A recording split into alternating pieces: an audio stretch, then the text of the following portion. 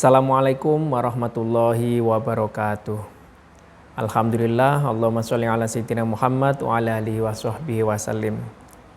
Siswa-siswi MTS Nahdlatul Muslimin yang berbahagia, marilah kita lanjutkan pelajaran kita, pendidikan kewarganegaraan. Namun sebelumnya kita awali dengan membaca basmalah. Bismillahirrahmanirrahim. Baik, dalam pembelajaran kali ini kita akan mengulas kembali pelajaran-pelajaran yang pernah kita pelajari pada waktu sebelumnya dalam rangka persiapan PAS, penilaian akhir semester.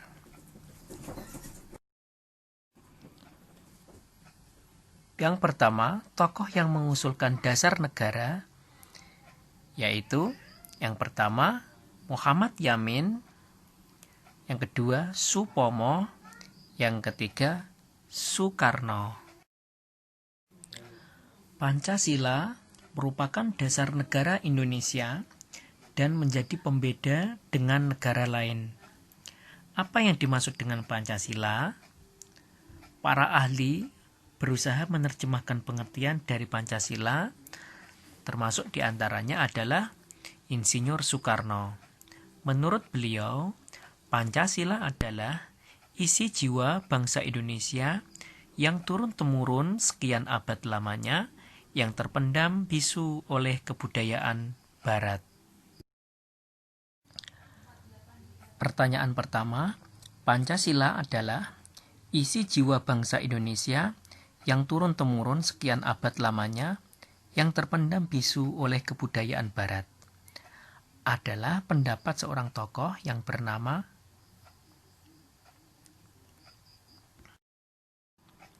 sedangkan menurut Muhammad Yamin, Pancasila berasal dari kata panca yang berarti 5 dan sila yang berarti sendi, asas, dasar, atau peraturan tingkah laku yang penting dan baik.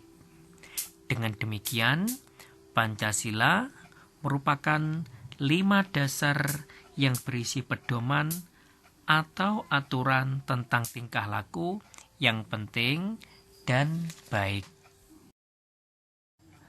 Pancasila ditetapkan sebagai dasar negara dalam sidang PPKI atau kepanjangannya Panitia Persiapan Kemerdekaan Indonesia pada tanggal 18 Agustus 1945. Secara bersamaan dan tersirat, Pancasila juga mempunyai makna sebagai pandangan hidup bangsa Indonesia. Supaya kita sebagai masyarakat Indonesia dapat menjalankan Pancasila secara konsekuen dan murni, maka kita harus tahu tentang makna Pancasila sebagai dasar negara dan sebagai pandangan hidup bangsa. Pertanyaan kedua, Pancasila dijadikan sebagai dasar negara dalam sidang PPKI, yaitu pada tanggal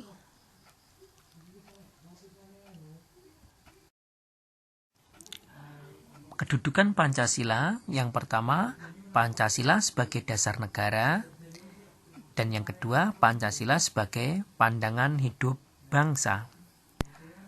Yang pertama, Pancasila sebagai dasar negara artinya adalah Pancasila dijadikan pedoman dalam penyelenggaraan negara. Oleh karena itu, siapapun yang memerintah bangsa Indonesia harus menjalankan pemerintahannya sesuai dengan nilai-nilai Pancasila. Selanjutnya, Pancasila sebagai pandangan hidup bangsa artinya Pancasila dijadikan pedoman dalam bertingkah laku, dalam kehidupan bermasyarakat, berbangsa, dan bernegara. Pertanyaan ketiga, apa arti Pancasila sebagai pandangan hidup bangsa?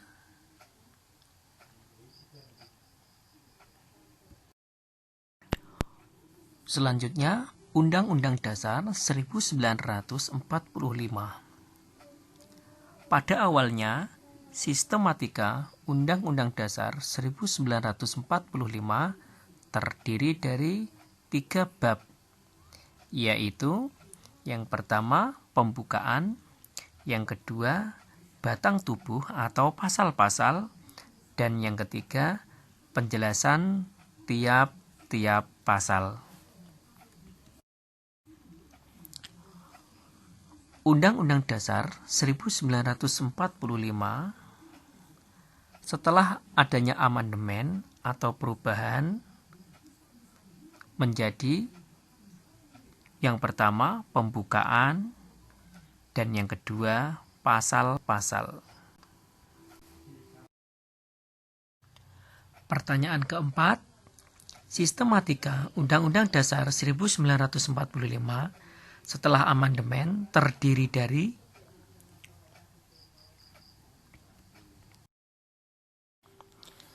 baik, ini adalah teks pembukaan Undang-Undang Dasar Negara Republik Indonesia tahun 1945. Dalam pembukaan UUD 1945 terdiri dari berapa alinea? Yaitu 4 alinea. Alinea pertama dimulai kata bahwa sesungguhnya. Alinea kedua dimulai kata dan perjuangan. Alinea keempat dimulai kata atas berkat rahmat Allah. Alinea keempat dimulai kata kemudian daripada itu. Nah, kesemuanya ini ada 4 alinea. Kemudian apa makna dari setiap alinea yang terdapat dalam teks pembukaan UUD 1945?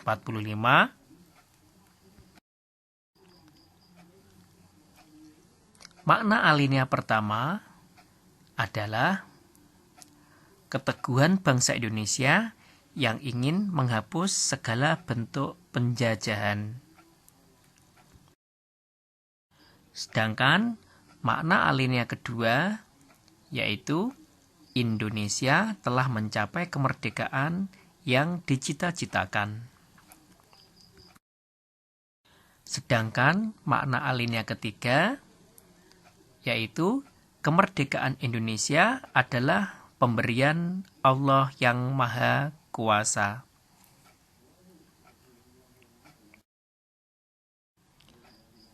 Dan makna alinea keempat berisi tujuan bangsa Indonesia, dan dalam alinea keempat juga tercantum dasar negara Indonesia, yaitu Pancasila.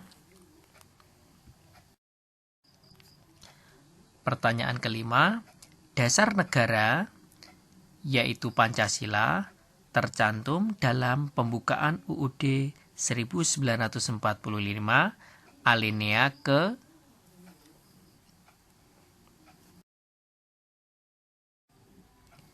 Selanjutnya, peraturan perundang-undangan di Indonesia. Yang pertama, UUD 1945.